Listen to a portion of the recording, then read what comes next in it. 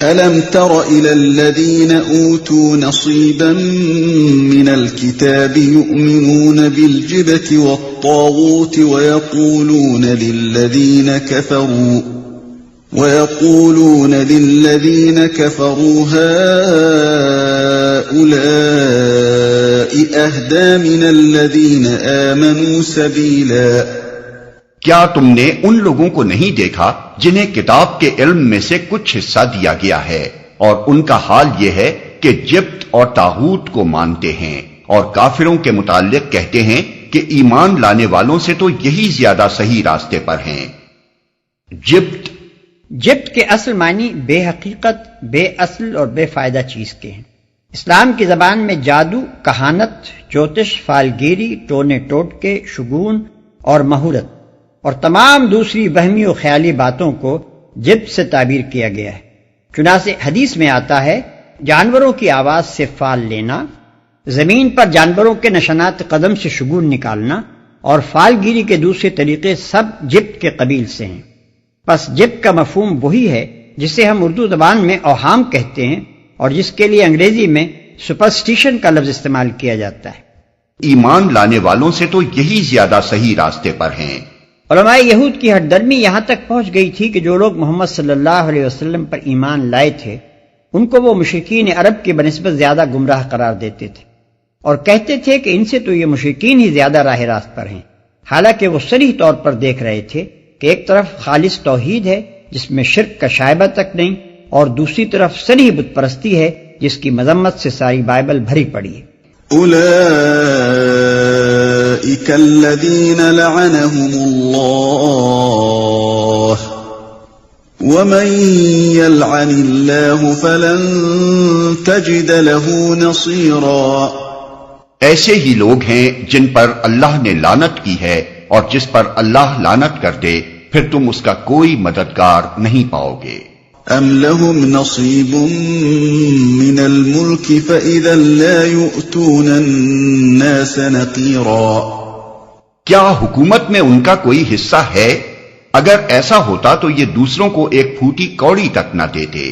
یعنی کیا خدا کی حکومت کا کوئی حصہ ان کے قبضے میں ہے کہ یہ فیصلہ کرنے چلے ہیں کہ کون برسر ہدایت ہے اور کون نہیں ہے؟ اگر ایسا ہوتا تو ان کے ہاتھوں دوسروں کو ایک پھوٹی کوڑی بھی نصیب نہ ہوتی، کیونکہ ان کے دل تو اتنے چھوٹے ہیں کہ ان سے حق کا اعتراف تک نہیں ہو سکتا۔ دوسرا مطلب یہ بھی ہو سکتا ہے کہ کیا ان کے پاس کسی ملک کی حکومت ہے کہ اس میں دوسرے لوگ حصہ بٹانا چاہتے ہیں اور یہ انہیں اس میں سے کچھ نہیں دینا چاہتے؟ یہاں تو محض اعتراف حق کا سوال درپیش ہے اور اس میں بھی یہ بخل سے کام لے رہے ہیں۔ ام يحسدون الناس على ما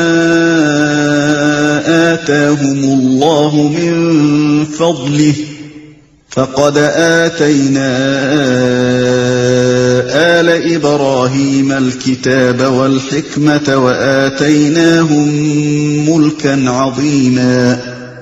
پھر کیا یہ دوسروں سے اس لیے حسد کرتے ہیں کہ اللہ نے انہیں اپنے فضل سے نواز دیا؟ اگر یہ بات ہے تو انہیں معلوم ہو کہ ہم نے تو ابراہیم کی اولاد کو کتاب اور حکمت عطا کی اور ملک عظیم بخش دیا۔ اللہ نے انہیں اپنے فضل سے نواز دیا۔ یعنی یہ اپنی نااہلی کے باوجود اللہ کے جس فضل اور جس انعام کی آس خود لگائے بیٹھے تھے، اس سے جب دوسرے لوگ سرفراز کر دیے گئے اور عرب کے امیوں میں ایک عظیم الشان نبی کے ظہور سے وہ روحانی و اخلاقی و ذہنی و عملی زندگی پیدا ہو گئی جس کا لازمی نتیجہ عروج و سربلندی ہے، تو اب یہ اس پر حسد کر رہے ہیں اور یہ باتیں اسی حسد کے بنا پر ان کے منہ سے نکل رہی۔ ملک عظیم بخش دیا۔ ملک عظیم سے مراد دنیا کی امامت و رہنمائی اور اقوام عالم پر قائدانہ اقتدار ہے جو کتاب اللہ کا علم پانے اور اس علم و حکمت کے مطابق عمل کرنے سے لازماً حاصل ہوتا ہے۔ فَمِنْهُمْ مَنْ آمَنَ بِهِ وَمِنْهُمْ مَنْ صَدَّ عَنْهُ وَكَفَى بِجَهَنَّمَ سَعِيرًا۔ مگر ان میں سے کوئی اس پر ایمان لایا اور کوئی اس سے منہ موڑ گیا، اور منہ موڑنے والوں کے لیے تو بس جہنم کی بھڑکتی ہوئی آگ ہی کافی ہے، اور کوئی اس سے منہ موڑ گیا۔ یاد رہے کہ یہاں جواب بنی اسرائیل کی حاسدانہ باتوں کا دیا جا رہا ہے۔ اس جواب کا مطلب یہ ہے کہ تم لوگ آخر جلتے کس بات پر ہو؟ تم بھی ابراہیم کی اولاد ہو اور یہ بنی اسماعیل بھی ابراہیم ہی کی اولاد ہیں۔ ابراہیم سے دنیا کی امامت کا جو وعدہ ہم نے کیا تھا وہ آل ابراہیم میں سے صرف ان لوگوں کے لیے تھا جو ہماری بھیجی ہوئی کتاب اور حکمت کی پیروی کریں۔ یہ کتاب اور حکمت پہلے ہم نے تمہارے پاس بھیجی تھی، مگر تمہاری اپنی نالائقی تھی کہ تم اس سے منہ موڑ گئے۔ اب وہی چیز ہم نے بنی اسماعیل کو دی ہے، اور یہ ان کی خوش نصیبی ہے کہ وہ اس پر ایمان لے آئے ہیں۔ ان الذين كفروا بآياتنا سوف نصليهم نارا كلما نضجت جلودهم بدلناهم جلودا غيرها ليذوقوا العذاب ان الله كان عزيزا حكيما۔ جن لوگوں نے ہماری آیات کو ماننے سے انکار کر دیا ہے انہیں بالیقین ہم آگ میں جھونکیں گے، اور جب ان کے بدن کی کھال گل جائے گی تو اس کی جگہ دوسری کھال پیدا کر دیں گے تاکہ وہ خوب عذاب کا مزہ چکھیں۔ اللہ بڑی قدرت رکھتا ہے اور اپنے فیصلوں کو عمل میں لانے کی حکمت خوب جانتا ہے۔ والذين آمنوا وعملوا الصالحات سندخلهم جنات تجري من تحتها الأنهار خالدين فيها أبدا لهم فيها أزواج مطهرة وندخلهم ظلا ظليلا۔ اور جن لوگوں نے ہماری آیات کو مان لیا اور نیک عمل کیے ان کو ہم ایسے باغوں میں داخل کریں گے جن کے نیچے نہریں بہتی ہوں گی، جہاں وہ ہمیشہ ہمیشہ رہیں گے، اور ان کو پاکیزہ بیویاں ملیں گی اور انہیں ہم گھنی چھاؤں میں رکھیں گے۔ ان اللہ یأمرکم ان تؤدوا الامانات الى اہلها واذا حکمتم بین الناس ان تحکموا بالعدل ان اللہ نعم ما یعظکم به ان اللہ کان سمیعا بصیرا۔ مسلمانوں، اللہ تمہیں حکم دیتا ہے کہ امانتیں اہل امانت کے سپرد کر دو، اور جب لوگوں کے درمیان فیصلہ کرو تو عدل کے ساتھ کرو۔ اللہ تم کو نہایت عمدہ نصیحت کرتا ہے، اور یقیناً اللہ سب کچھ سنتا اور دیکھتا ہے۔ اور جب لوگوں کے درمیان فیصلہ کرو تو عدل کے ساتھ کرو۔ یعنی تم ان برائیوں سے بچے رہنا جن میں بنی اسرائیل مبتلا ہو گئے ہیں۔ بنی اسرائیل کی بنیادی غلطیوں میں سے ایک یہ تھی کہ انہوں نے اپنے انحطاط کے زمانے میں امانتیں یعنی ذمہ داری کے منصب اور مذہبی پیشوائی اور قومی سرداری کے مرتبے یعنی پوزیشنز آف ٹرسٹ ایسے لوگوں کو دینے شروع کر دیے جو نااہل، کم ظرف، بد اخلاق، بد دیانت اور بدکار تھے۔ نتیجہ یہ ہوا کہ برے لوگوں کی قیادت میں ساری قوم خراب ہوتی چلی گئی۔ مسلمانوں کو ہدایت کی جا رہی ہے کہ تم ایسا نہ کرنا، بلکہ امانتیں ان لوگوں کے سپرد کرنا جو ان کے اہل ہوں، یعنی جن میں بار امانت اٹھانے کی صلاحیت ہو۔ بنی اسرائیل کی دوسری بڑی کمزوری یہ تھی کہ وہ انصاف کی روح سے خالی ہو گئے۔ وہ شخصی اور قومی اغراض کے لیے بے تکلف ایمان نگل جاتے تھے، صریح ہٹ دھرمی برت جاتے تھے، انصاف کے گلے پر چھری پھیرنے میں انہیں ذرا تامل نہ ہوتا تھا۔ ان کی بے انصافی کا تلخ ترین تجربہ اس زمانے میں خود مسلمانوں کو ہو رہا تھا۔ ایک طرف ان کے سامنے محمد رسول اللہ صلی اللہ علیہ وسلم اور ان پر ایمان لانے والوں کی پاکیزہ زندگیاں تھیں، دوسری طرف وہ لوگ تھے جو بتوں کو پوج رہے تھے، بیٹیوں کو زندہ گاڑتے تھے، سوتیلی ماؤں تک سے نکاح کر لیتے تھے، اور کعبے کے گرد مادرزاد ننگے ہو کر طواف کرتے تھے۔ یہ نام نہاد اہل کتاب ان میں سے دوسرے گروہ کو پہلے گروہ پر ترجیح دیتے تھے، اور ان کو یہ کہتے ہوئے ذرا شرم نہ آتی تھی کہ پہلے گروہ کے مقابلے میں یہ دوسرا گروہ زیادہ صحیح راستے پر ہے۔ اللہ تعالیٰ ان کی اس بے انصافی پر تنبیہ کرنے کے بعد اب مسلمانوں کو ہدایت کرتا ہے کہ تم کہیں ایسے بے انصاف نہ بن جانا، خواہ کسی سے دوستی ہو یا دشمنی، بہرحال بات جب کہو انصاف کی کہو، اور فیصلہ جب کرو عدل کے ساتھ کرو۔ يا أيها الذين آمنوا أطيعوا الله وأطيعوا الرسول وأولي الأمر منكم فَإِن تَنَازَعْتُمْ فِي شَيْءٍ فَرُدُّوهُ إِلَى اللَّهِ وَالرَّسُولِ إِن كُنتُمْ تُؤْمِنُونَ بِاللَّهِ وَالْيَوْمِ الْآخِرِ ذَلِكَ خَيْرٌ وَأَحْسَنُ تَأْوِيلًا۔ اے لوگو جو ایمان لائے ہو، اطاعت کرو اللہ کی اور اطاعت کرو رسول کی اور ان لوگوں کی جو تم میں سے صاحب امر ہوں۔ پھر اگر تمہارے درمیان کسی معاملے میں نزاع ہو جائے تو اسے اللہ اور رسول کی طرف پھیر دو، اگر تم واقعی اللہ اور روز آخر پر ایمان رکھتے ہو۔ یہی ایک صحیح طریقہ کار ہے اور انجام کے اعتبار سے بھی بہتر ہے۔ پھر اگر تمہارے درمیان کسی معاملے میں نزاع ہو جائے تو اسے اللہ اور رسول کی طرف پھیر دو۔ یہ آیت اسلام کے پورے مذہبی، تمدنی اور سیاسی نظام کی بنیاد اور اسلامی ریاست کے دستور کی اولین دفعہ ہے۔ اس میں حسب ذیل اصول مستقل طور پر قائم کر دیے گئے ہیں۔ ایک، اسلامی نظام میں اصل مطاع اللہ تعالیٰ ہے۔ ایک مسلمان سب سے پہلے بندہ خدا ہے، باقی جو کچھ بھی ہے اس کے بعد ہے۔ مسلمان کی انفرادی زندگی اور مسلمانوں کے اجتماعی نظام دونوں کا مرکز و محور خدا کی فرما برداری اور وفاداری ہے۔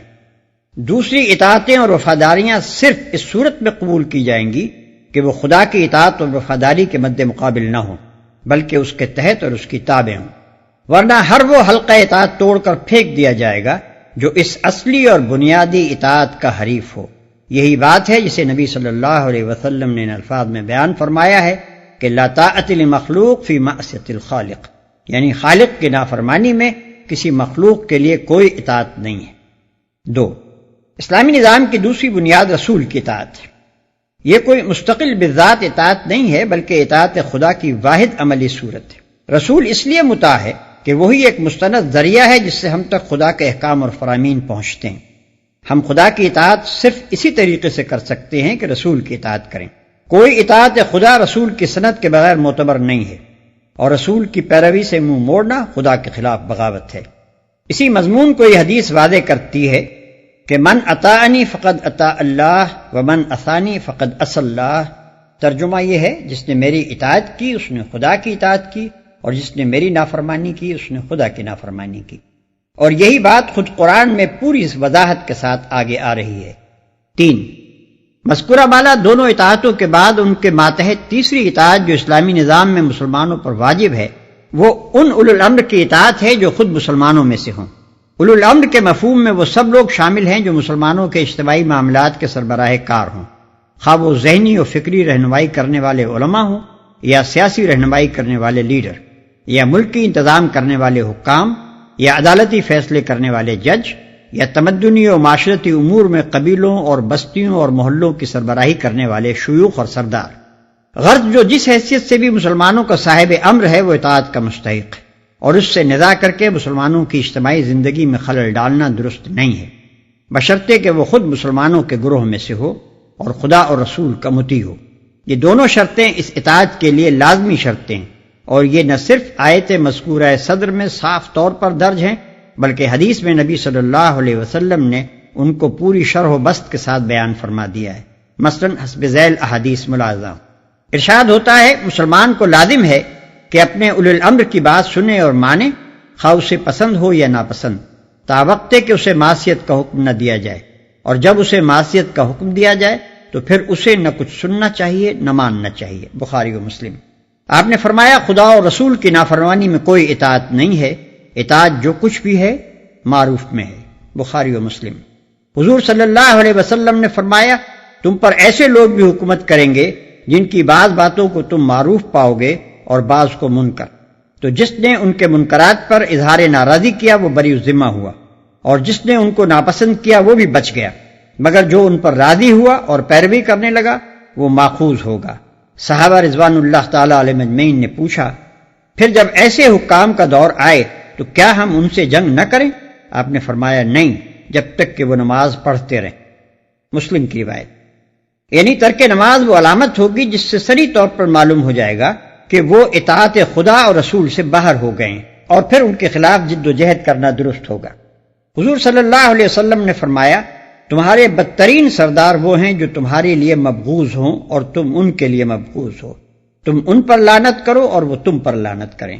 صحابہ کرام نے عرض کیا، یا رسول اللہ صلی اللہ علیہ وسلم، جب یہ صورت ہو تو کیا ہم ان کے مقابلے پر نہ اٹھیں؟ فرمایا، نہیں، جب تک وہ تمہارے درمیان نماز قائم کرتے رہیں، نہیں، جب تک وہ تمہارے درمیان نماز قائم کرتے رہیں۔ مسلم کی روایت۔ اس حدیث میں اوپر والی شرط کو اور زیادہ واضح کر دیا گیا ہے۔ اوپر کی حدیث سے گمان ہو سکتا تھا کہ اگر وہ اپنی انفرادی زندگی میں نماز کے پابند ہوں تو ان کے خلاف بغاوت نہیں کی جا سکتی، لیکن یہ حدیث بتاتی ہے کہ نماز پڑھنے سے مراد دراصل مسلمانوں کی جماعتی زندگی میں نماز کا نظام قائم کرنا ہے۔ یعنی صرف یہی کافی نہیں ہے کہ وہ لوگ خود پابند نماز ہوں، بلکہ ساتھ ہی یہ بھی ضروری ہے کہ ان کے تحت جو نظام حکومت چل رہا ہو وہ کم از کم اقامت صلاۃ کا انتظام کرے۔ یہ اس بات کی علامت ہوگی کہ ان کی حکومت اپنی اصولی نوعیت کے اعتبار سے ایک اسلامی حکومت ہے، ورنہ اگر یہ بھی نہ ہو تو پھر اس کے معنی یہ ہوں گے کہ وہ حکومت اسلام سے منحرف ہو چکی ہے اور اسے الٹ پھینکنے کی صحیح مسلمانوں کے لیے جائز ہو جائے گی۔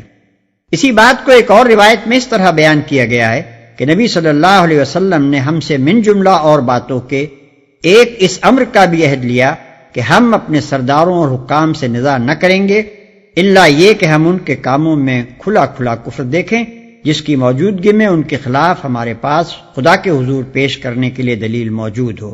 بخاری و مسلم۔ 4، چوتھی بات جو آیت زیر بحث میں ایک مستقل اور قطعی اصول کے طور پر طے کر دی گئی ہے، یہ ہے کہ اسلامی نظام میں خدا کا حکم اور رسول کا طریقہ بنیادی قانون اور آخری سند فائنل اتھارٹی کی حیثیت رکھتا ہے۔ مسلمانوں کے درمیان یا حکومت اور رعایا کے درمیان جس مسئلے میں بھی نزاع واقع ہوگی اس میں فیصلے کے لیے قرآن اور سنت کی طرف رجوع کیا جائے گا، اور جو فیصلہ وہاں سے حاصل ہوگا اس کے سامنے سب سر تسلیم خم کر دیں گے۔ اس طرح تمام مسائل زندگی میں کتاب اللہ و سنت رسول اللہ کو سند اور مرجع اور حرف آخر تسلیم کرنا اسلامی نظام کی وہ لازمی خصوصیت ہے جو اسے کافرانہ نظام زندگی سے ممیز کرتی ہے۔ جس نظام میں یہ چیز نہ پائی جائے وہ بالیقین ایک غیر اسلامی نظام ہے۔ اس موقع پر بعض لوگ یہ شبہ پیش کرتے ہیں کہ تمام مسائل زندگی کے فیصلے کے لیے کتاب اللہ و سنت رسول اللہ کی طرف کیسے رجوع کیا جا سکتا ہے جبکہ میونسپلٹی اور ریلوے اور ڈاک خانے کے قواعد و ضوابط اور ایسے ہی بے شمار معاملات کے احکام سرے سے وہاں موجود ہی نہیں ہیں۔ لیکن در حقیقت یہ شبہ اصول دین کو نہ سمجھنے سے پیدا ہوتا ہے۔ مسلمان کو جو چیز کافر سے ممیز کرتی ہے وہ یہ ہے کہ کافر مطلق آزادی کا مدعی ہے اور مسلمان فی الاصل بندہ ہونے کے بعد صرف اس دائرے میں آزادی سے متمتع ہوتا ہے جو اس کے رب نے اسے دی ہے۔ کافر اپنے سارے معاملات کا فیصلہ خود اپنے بنائے ہوئے اصول اور قوانین اور ضوابط کے مطابق کرتا ہے اور سرے سے کسی خدائی سند کا اپنے آپ کو حاجت مند سمجھتا ہی نہیں۔ اس کے برعکس مسلمان اپنے ہر معاملے میں سب سے پہلے خدا اور اس کے رسول صلی اللہ علیہ وسلم کی طرف رجوع کرتا ہے، پھر اگر وہاں سے کوئی حکم ملے تو وہ اس کی پیروی کرتا ہے، اور اگر کوئی حکم نہ ملے تو وہ صرف اسی صورت میں آزادی عمل برتتا ہے، اور اس کی یہ آزادی عمل اس حجت پر مبنی ہوتی ہے کہ اس معاملے میں شارع کا کوئی حکم نہ دینا اس کی طرف سے آزادی عمل عطا کیے جانے کی دلیل ہے۔ یہی ایک صحیح طریقہ کار ہے اور انجام کے اعتبار سے بھی بہتر ہے۔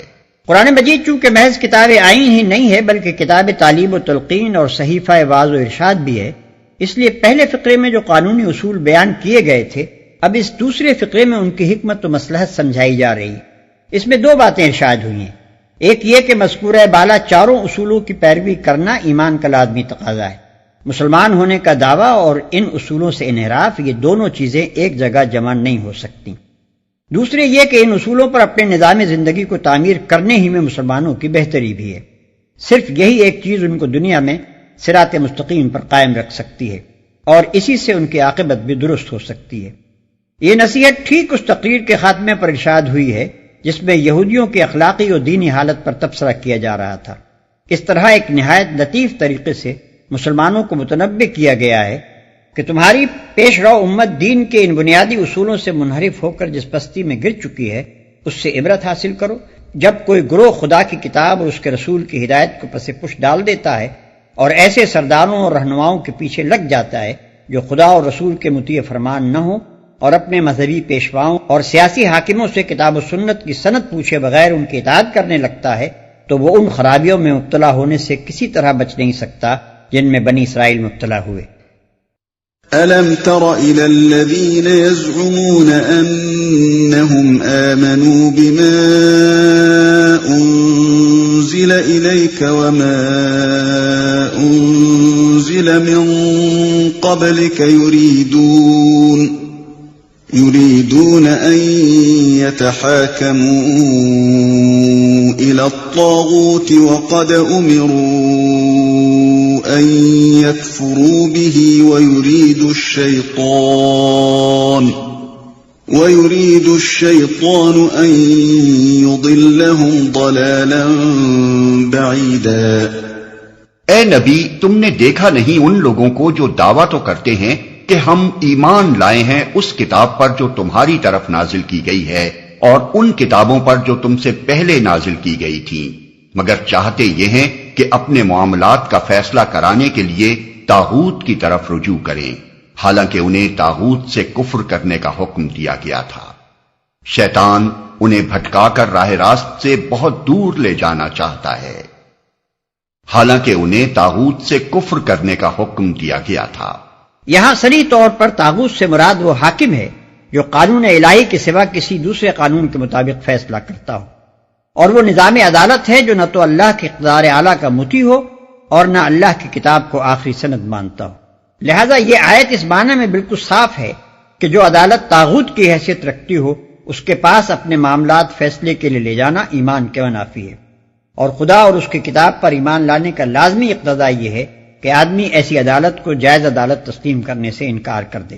قرآن کی روح سے اللہ پر ایمان اور طاغوت سے کفر دونوں لازم و ملزوم ہیں، اور خدا اور طاغوت دونوں کے آگے بیک وقت جھکنا عین منافقت ہے۔ وَإِذَا قِيلَ لَهُمْ تَعَالَوْا إِلَى مَا أَنزَلَ اللَّهُ وَإِلَى الرَّسُولِ رَأَيْتَ الْمُنَافِقِينَ يَصُدُّونَ عَنكَ صُدُودًا۔ اور جب ان سے کہا جاتا ہے کہ آؤ اس چیز کی طرف جو اللہ نے نازل کی ہے اور آؤ رسول کی طرف، تو ان منافقوں کو تم دیکھتے ہو کہ یہ تمہاری طرف آنے سے کتراتے ہیں۔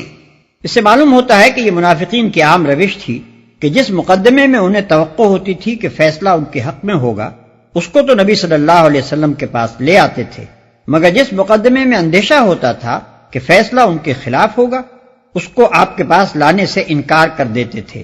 یہی حال اب بھی بہت سے منافقوں کا ہے کہ اگر شریعت کا فیصلہ ان کے حق میں ہو تو سر آنکھوں پر، ورنہ ہر اس قانون، ہر اس رسم و رواج اور ہر اس عدالت کے دامن میں جا پناہ لیں گے جس سے انہیں اپنے منشا کے مطابق فیصلہ حاصل ہونے کی توقع۔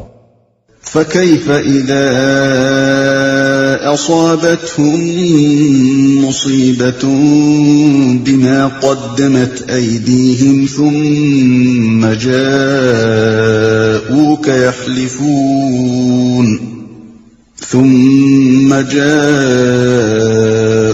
يَحْلِفُونَ بِاللَّهِ إِنْ أَرَدْنَا إِلَّا إِحْسَانًا وَتَوْفِيقًا۔ پھر اس وقت کیا ہوتا ہے جب ان کے اپنے ہاتھوں کی لائی ہوئی مصیبت ان پر آ پڑتی ہے؟ اس وقت یہ تمہارے پاس قسمیں کھاتے ہوئے آتے ہیں اور کہتے ہیں کہ خدا کی قسم ہم تو صرف بھلائی چاہتے تھے اور ہماری نیت تو یہ تھی کہ فریقین میں کسی طرح موافقت ہو جائے۔ اس وقت یہ تمہارے پاس قسمیں کھاتے ہوئے آتے ہیں۔ غالباً اس سے مراد یہ ہے کہ جب ان کی اس منافقانہ حرکت کا مسلمانوں کو علم ہو جاتا ہے اور انہیں خوف ہوتا ہے کہ اب باز پرس ہوگی اور سزا ملے گی، اس وقت قسمیں کھا کھا کر اپنے ایمان کا یقین دلانے لگتے ہیں۔ أولئك الذين يعلم الله ما في قلوبهم فأعرض عنهم وعظهم وقل لهم في أنفسهم قولا بليغا۔ اللہ جانتا ہے جو کچھ ان کے دلوں میں ہے، ان سے تعرض مت کرو، انہیں سمجھاؤ اور ایسی نصیحت کرو جو ان کے دلوں میں اتر جائے۔ وما أرسلنا من رسول إلا ليطاع بإذن الله ولو أنهم إذ ظلموا أنفسهم جاءوك ربك فاستغفروا الله واستغفر لهم الرسول لوجدوا الله توابا رحيما۔ انہیں بتاؤ کہ ہم نے جو رسول بھی بھیجا ہے اسی لیے بھیجا ہے کہ اذن خداوندی کی بنا پر اس کی اطاعت کی جائے۔ اگر انہوں نے یہ طریقہ اختیار کیا ہوتا کہ جب یہ اپنے نفس پر ظلم کر بیٹھے تھے تو تمہارے پاس آ جاتے اور اللہ سے معافی مانگتے اور رسول بھی ان کے لیے معافی کی درخواست کرتا تو یقیناً اللہ کو بخشنے والا اور رحم کرنے والا پاتے۔ انہیں بتاؤ کہ ہم نے جو رسول بھی بھیجا ہے اسی لیے بھیجا ہے کہ اذن خداوندی کی بنا پر اس کی اطاعت کی جائے۔ یعنی خدا کی طرف سے رسول اس لیے نہیں آتا ہے کہ بس اس کی رسالت پر ایمان لے آؤ اور پھر اطاعت جس کی چاہو کرتے رہو، بلکہ رسول کے آنے کی غرض ہی یہ ہوتی ہے کہ زندگی کا جو قانون وہ لے کر آیا ہے تمام قوانین کو چھوڑ کر صرف اسی کی پیروی کی جائے، اور خدا کی طرف سے جو احکام وہ دیتا ہے تمام احکام کو چھوڑ کر صرف انہی پر عمل کیا جائے۔ اگر کسی نے یہی نہ کیا تو پھر اس کا محض رسول کو رسول مان لینا کوئی معنی نہیں رکھتا۔ فلا وربك لا يؤمنون حتى يحكموك فيما شجر بينهم ثم لا يجدوا في أنفسهم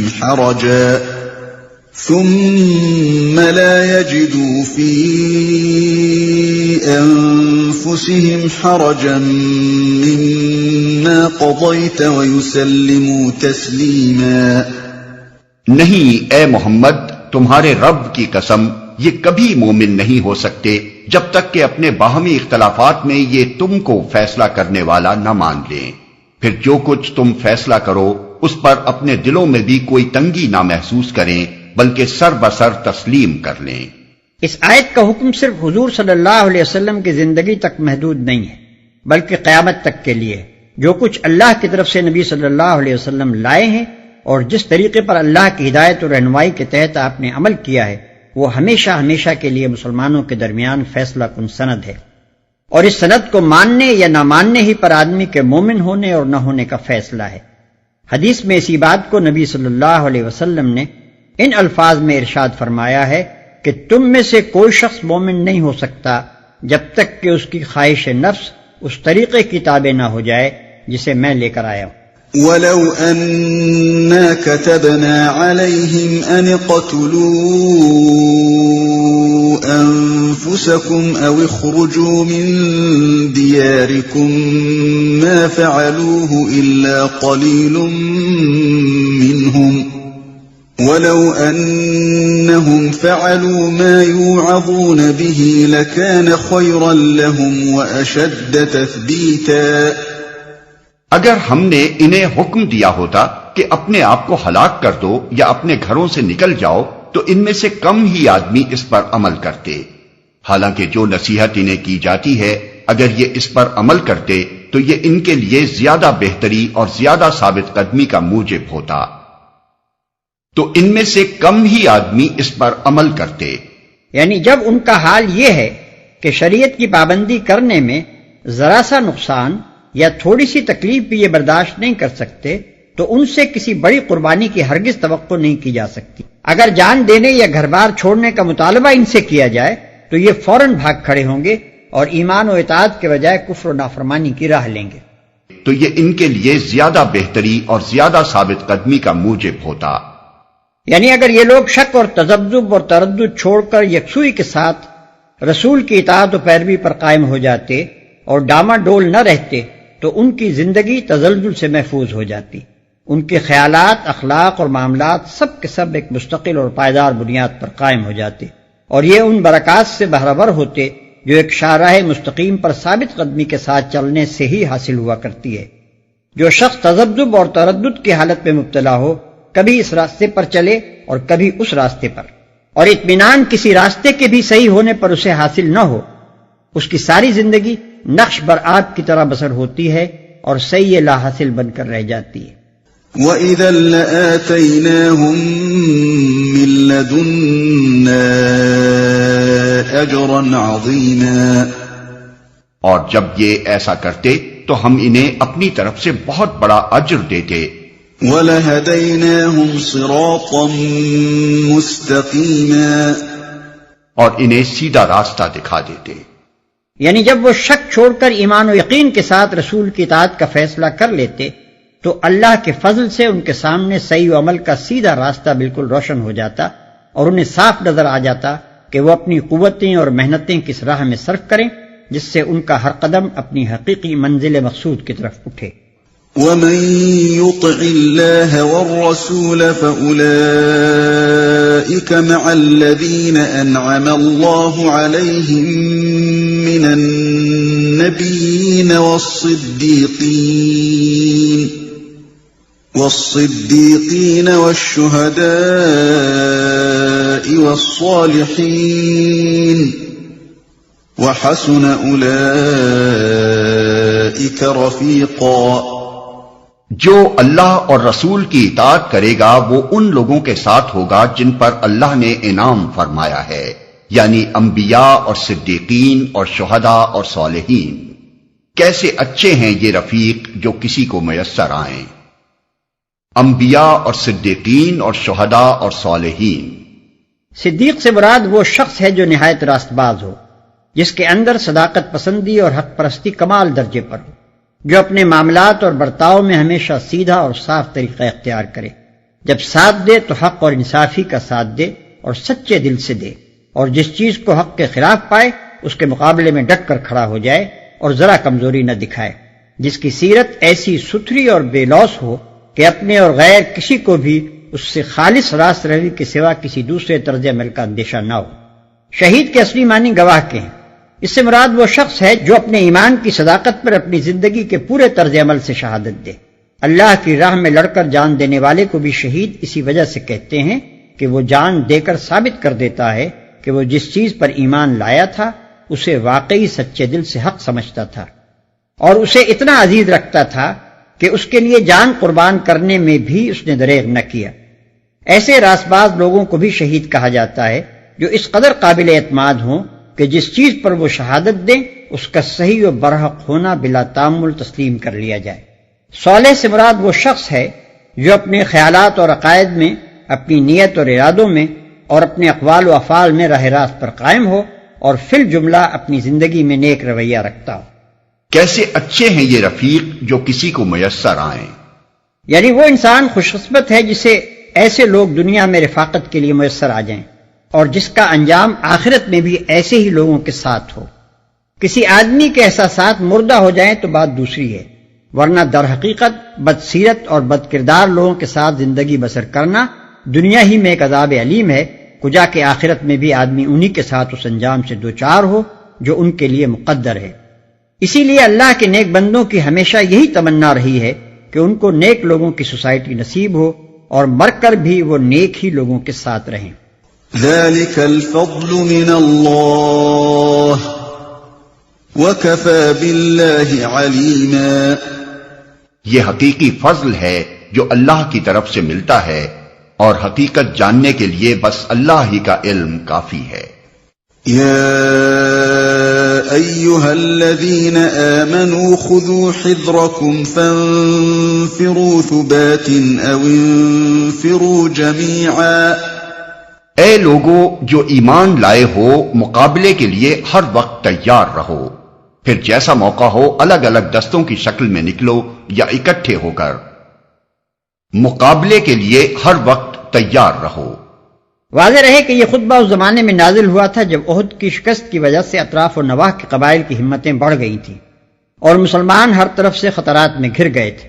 آئے دن خبریں آتی رہتی تھیں کہ فلاں قبیلے کے تیور بگڑ رہے ہیں، فلاں قبیلہ دشمنی پر آمادہ ہے، فلاں مقام پر حملے کی تیاریاں ہو رہی ہیں۔ مسلمانوں کے ساتھ پے در پے غداریاں کی جا رہی تھیں، ان کے مبلغین کو فریب سے دعوت دی جاتی تھی اور قتل کر دیا جاتا تھا۔ مدینے کے حدود سے باہر ان کے لیے جان و مال کی سلامتی باقی نہ رہی تھی۔ ان حالات میں مسلمانوں کی طرف سے ایک زبردست سعی و جہد اور سخت جانفشانی کی ضرورت تھی تاکہ ان خطرات کے ہجوم سے اسلام کی یہ تحریک مٹ نہ جائے۔ وَإِنَّ مِنكُمْ لَمَن لَّيُبَطِّئَنَّ فَإِنْ أَصَابَتْكُم مُّصِيبَةٌ قَالَ قَدْ أَنْعَمَ اللَّهُ عَلَيَّ إِذْ لَمْ أَكُن مَّعَهُمْ شَهِيدًا۔ ہاں تم میں کوئی آدمی ایسا بھی ہے جو لڑائی سے جی چراتا ہے۔ اگر تم پر کوئی مصیبت آئے تو کہتا ہے اللہ نے مجھ پر بڑا فضل کیا کہ میں ان لوگوں کے ساتھ نہ گیا۔ تم میں کوئی آدمی ایسا بھی ہے جو لڑائی سے جی چراتا ہے۔ ایک مفہوم یہ بھی ہے کہ خود تو جی چراتا ہی ہے، دوسروں کی بھی ہمتیں پست کرتا ہے اور ان کو جہاد سے روکنے کے لیے ایسی باتیں کرتا ہے کہ وہ بھی اسی کی طرح بیٹھ رہیں۔ وَلَئِنْ أَصَابَكُمْ فَضْلٌ مِّنَ اللَّهِ لَيَقُولَنَّ كَأَن لَّمْ تَكُن بَيْنَكُمْ وَبَيْنَهُ مَوَدَّةٌ يَا لَيْتَنِي كُنتُ مَعَهُمْ فَأَفُوزَ فَوْزًا عَظِيمًا۔ اور اگر اللہ کی طرف سے تم پر فضل ہو تو کہتا ہے، اور اس طرح کہتا ہے کہ گویا تمہارے اور اس کے درمیان محبت کا تو کوئی تعلق تھا ہی نہیں، کہ کاش میں بھی ان کے ساتھ ہوتا تو بڑا کام بن جاتا۔ فَلْيُقَاتِلْ فِي سَبِيلِ اللَّهِ الَّذِينَ يَشْرُونَ الْحَيَاةَ الدُّنْيَا بِالْآخِرَةِ وَمَن يُقَاتِلْ فِي سَبِيلِ اللَّهِ فَيُقْتَلْ أَوْ يَغْلِبْ فَسَوْفَ نُؤْتِيهِ أَجْرًا عَظِيمًا۔ ایسے لوگوں کو معلوم ہو کہ اللہ کی راہ میں لڑنا چاہیے ان لوگوں کو جو آخرت کے بدلے دنیا کی زندگی کو فروخت کر دیں، پھر جو اللہ کی راہ میں لڑے گا اور مارا جائے گا یا غالب رہے گا اسے ضرور ہم اجر عظیم عطا کریں گے۔ جو آخرت کے بدلے دنیا کی زندگی کو فروخت کر دیں، یعنی اللہ کی راہ میں لڑنا دنیا طلب لوگوں کا کام ہے ہی نہیں، یہ تو ایسے لوگوں کا کام ہے جن کے پیش نظر صرف اللہ کی خوشنودی ہو، جو اللہ اور آخرت پر کامل اعتماد رکھتے ہوں اور دنیا میں اپنی کامیابی و خوشحالی کے سارے امکانات اور اپنے ہر قسم کے دنیاوی مفاد اس امید پر قربان کرنے کے لیے تیار ہو جائیں کہ ان کا رب ان سے راضی ہوگا، اور اس دنیا میں نہیں تو آخرت میں بہرحال ان کی قربانیاں ضائع نہ ہوں گی۔ رہے وہ لوگ جن کی نگاہ میں اصل اہمیت اپنے دنیاوی مفاد ہی کی ہو تو در حقیقت یہ راستہ ان کے لیے نہیں ہے۔ وَمَا لَكُمْ لَا تُقَاتِلُونَ فِي سَبِيلِ اللَّهِ وَالْمُسْتَضْعَفِينَ مِنَ الرِّجَالِ وَالنِّسَاءِ وَالْوِلْدَانِ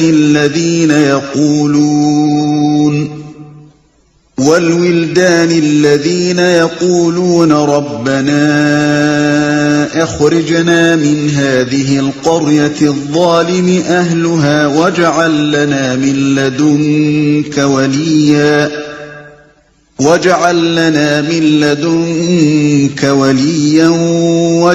لَّنَا مِن لَّدُنكَ نَصِيرًا۔ آخر کیا وجہ ہے کہ تم اللہ کی راہ میں ان بے بس مردوں، عورتوں اور بچوں کی خاطر نہ لڑو جو کمزور پا کر دبا لیے گئے ہیں اور فریاد کر رہے ہیں کہ خدایا ہم کو اس بستی سے نکال جس کے باشندے ظالم ہیں، اور اپنی طرف سے ہمارا کوئی حامی و مددگار پیدا کر دے۔ اشارہ ہے ان مظلوم بچوں، عورتوں اور مردوں کی طرف جو مکہ میں اور عرب کے دوسرے قبائل میں اسلام قبول کر چکے تھے مگر نہ ہجرت پر قادر تھے اور نہ اپنے آپ کو ظلم سے بچا سکتے تھے۔ یہ غریب طرح طرح سے تختہ مشق ستم بنائے جا رہے تھے اور دعائیں مانگتے تھے کہ کوئی انہیں اس ظلم سے بچائے۔ الذين آمنوا يقاتلون في سبيل الله والذين كفروا يقاتلون في سبيل الطاغوت فقاتلوا أولياء الشيطان إن كيد الشيطان كان ضعيفا۔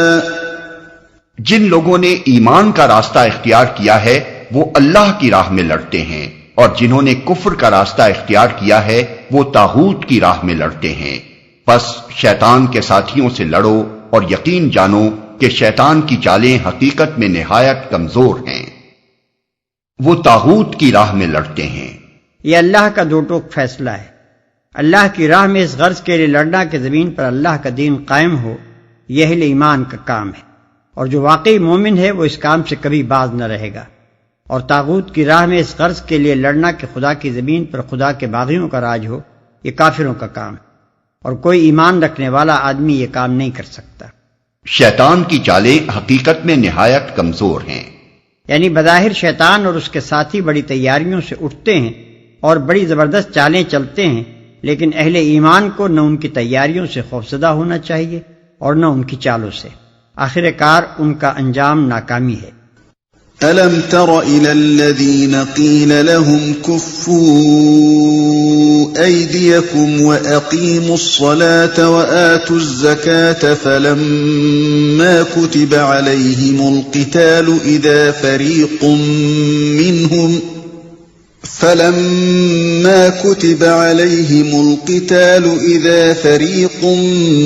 مِّنْهُمْ يَخْشَوْنَ النَّاسَ كَخَشْيَةِ اللَّهِ أَوْ أَشَدَّ خَشْيَةً وَقَالُوا رَبَّنَا لِمَ كَتَبْتَ عَلَيْنَا الْقِتَالَ لَوْلَا أَخَّرْتَنَا إِلَى أَجَلٍ قَرِيبٍ قُلْ مَتَاعُ الدُّنْيَا قَلِيلٌ وَالْآخِرَةُ خَيْرٌ لِمَنِ اتَّقَى وَلَا تُظْلَمُونَ فَتِيلًا۔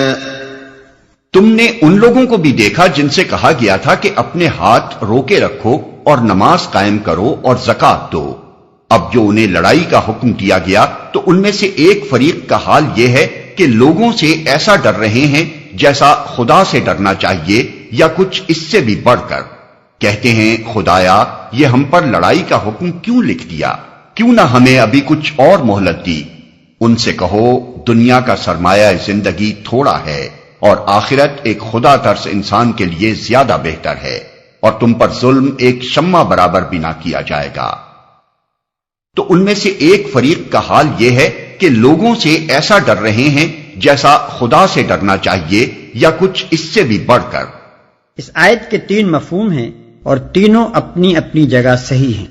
ایک مفہوم یہ ہے کہ پہلے یہ لوگ خود جنگ کے لیے بیتاب تھے، بار بار کہتے تھے کہ صاحب ہم پر ظلم کیا جا رہا ہے، ہمیں ستایا جاتا ہے، مارا جاتا ہے، گالیاں دی جاتی ہیں، آخر ہم کب تک صبر کریں، ہمیں مقابلے کی اجازت دی جائے۔ اس وقت ان سے کہا جاتا تھا کہ صبر کرو اور نماز و زکوٰۃ سے ابھی اپنے نفس کی اصلاح کرتے رہو، تو یہ صبر و برداشت کا حکم ان پر شاق گزرتا تھا۔ مگر اب جو لڑائی کا حکم دے دیا گیا تو انہی تقاضا کرنے والوں میں سے ایک گروہ دشمنوں کا ہجوم اور جنگ کے خطرات دیکھ دیکھ کر سہما جا رہا ہے۔ دوسرا مفہوم یہ ہے کہ جب تک مطالبہ نماز اور زکوٰۃ اور ایسے ہی بے خطر کاموں کا تھا اور جانیں لڑانے کا کوئی سوال درمیان میں نہ آیا تھا، یہ لوگ پکے دیندار۔ مگر اب جو حق کی خاطر جان جوکھوں کا کام شروع ہوا تو ان پر لرزہ طاری ہونے لگا۔ تیسرا مفہوم یہ ہے کہ پہلے تو لوٹ کھسوٹ اور نفسانی لڑائیوں کے لیے ان کی تلوار ہر وقت نیام سے نکل پڑتی تھی اور رات دن کا مشغلہ ہی جنگ و پیکار تھا۔ اس وقت انہیں خوریزی سے ہاتھ روکنے اور نماز و زکوٰۃ سے نفس کی اصلاح کرنے کے لیے کہا گیا تھا۔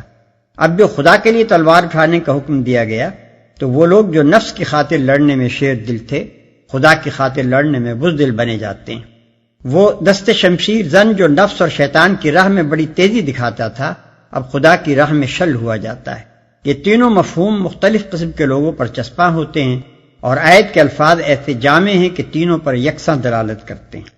اور تم پر ظلم ایک شمع برابر بھی نہ کیا جائے گا، یعنی اگر تم خدا کے دین کی خدمت بجا لاؤ اور اس کی راہ میں جانفشانی دکھاؤ تو یہ ممکن نہیں ہے کہ خدا کے ہاں تمہارا اجر ضائع ہو جائے۔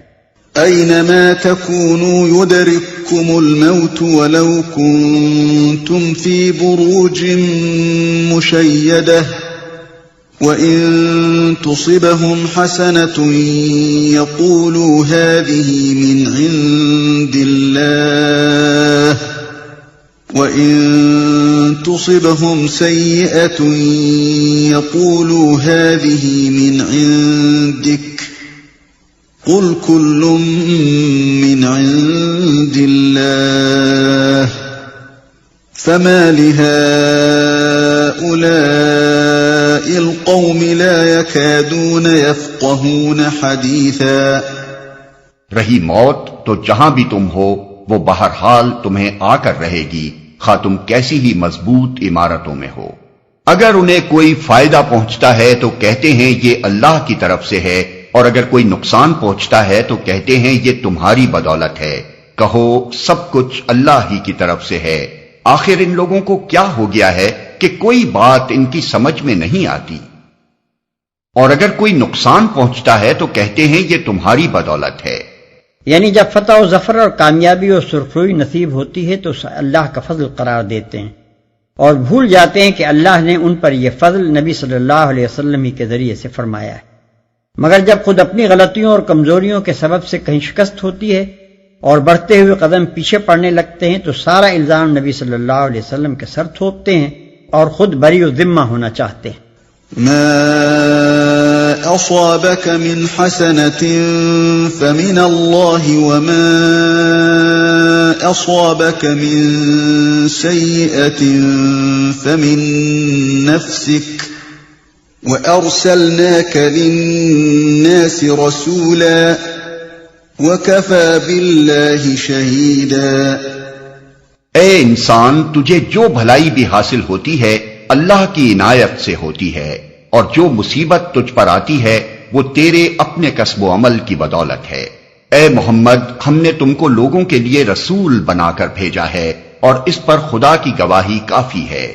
من يطع الرسول فقد اطاع الله ومن تولى فما ارسلناك عليهم حفيظا۔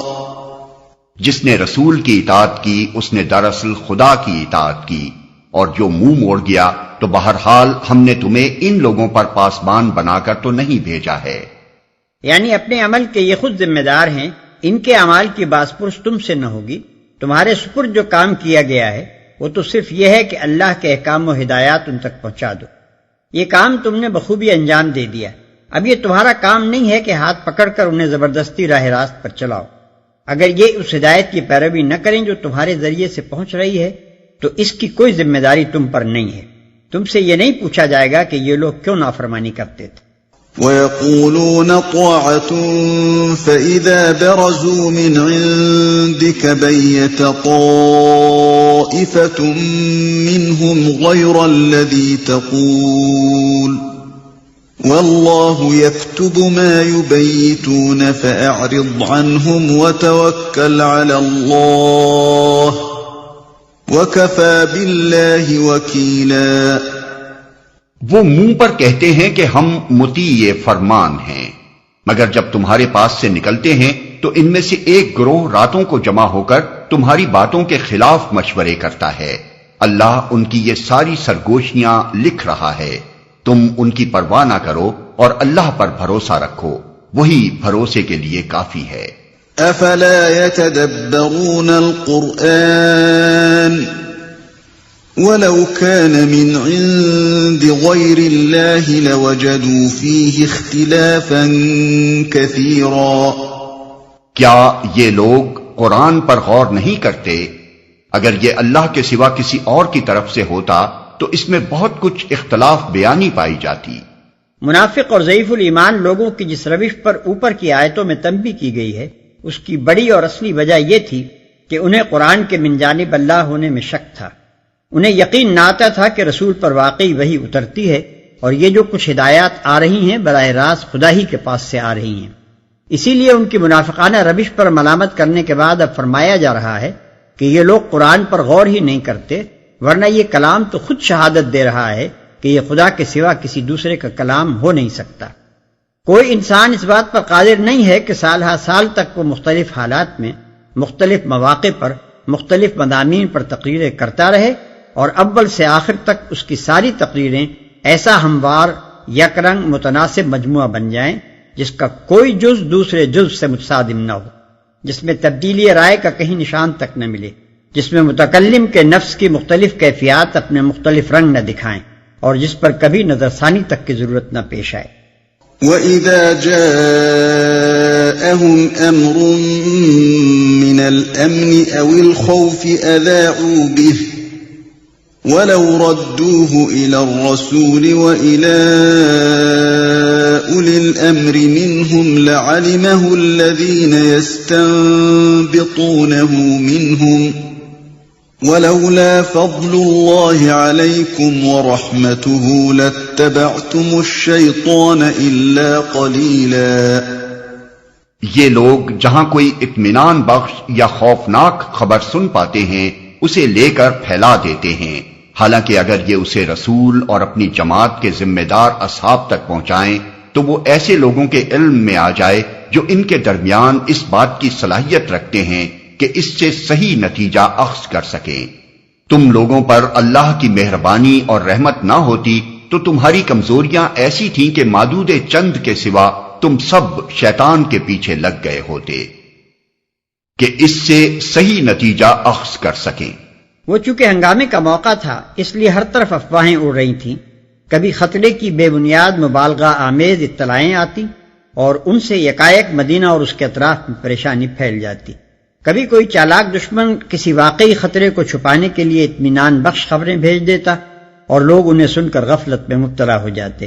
ان افواہوں میں وہ لوگ بڑی دلچسپی لیتے تھے جو محض ہنگامہ پسند تھے، جن کے لیے اسلام اور جاہلیت کا یہ معرکہ کوئی سنجیدہ معاملہ نہ تھا، جنہیں کچھ خبر نہ تھی کہ اس قسم کی غیر ذمہ دارانہ افواہیں پھیلانے کے نتائج کس قدر دور رس ہوتے ہیں۔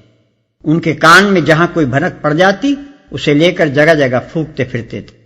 انہی لوگوں کو اس آیت میں سرزنش کی گئی ہے اور انہیں سختی کے ساتھ متنبہ فرمایا گیا ہے کہ افواہیں پھیلانے سے باز رہیں اور ہر خبر جو ان کو پہنچے اسے ذمہ دار لوگوں تک پہنچا کر خاموش ہو جائیں۔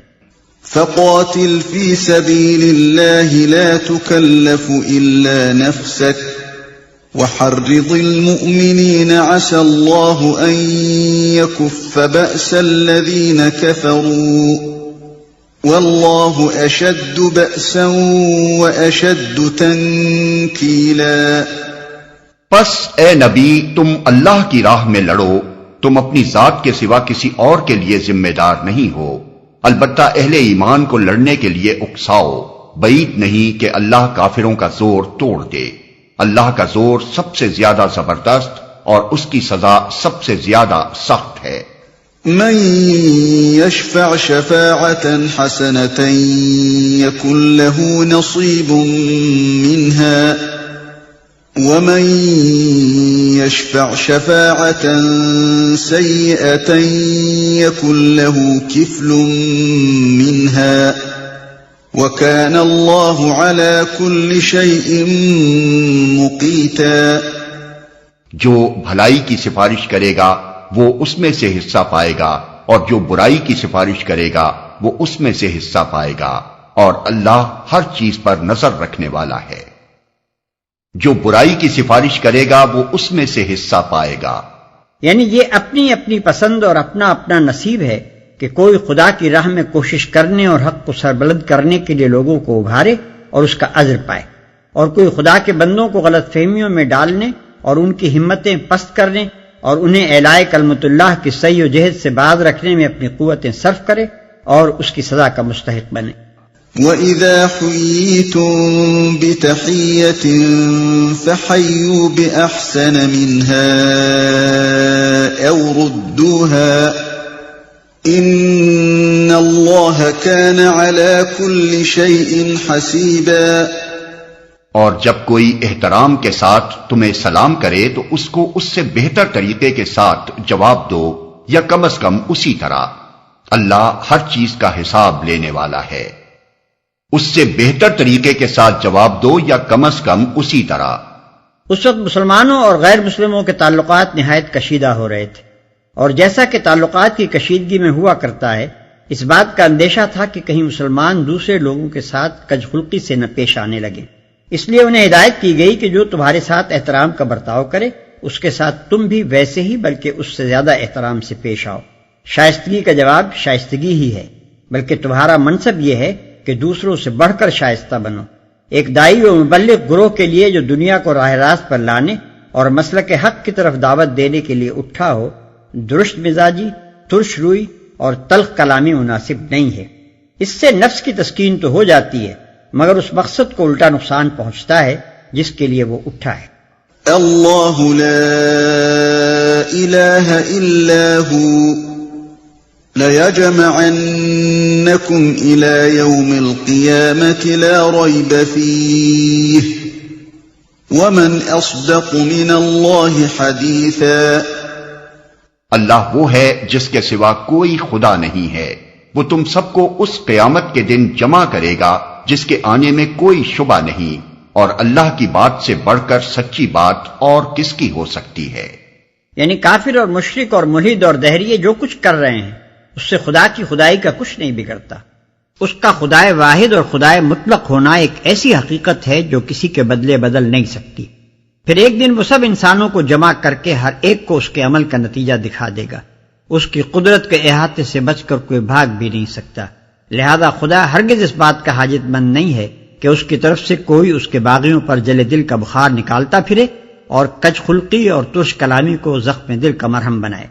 یہ تو اس آیت کا تعلق اوپر کی آیت سے ہے، لیکن یہی آیت اس پورے سلسلہ کلام کا خاتمہ بھی ہے جو پچھلے 2-3 رکوعوں سے چلا آ رہا ہے۔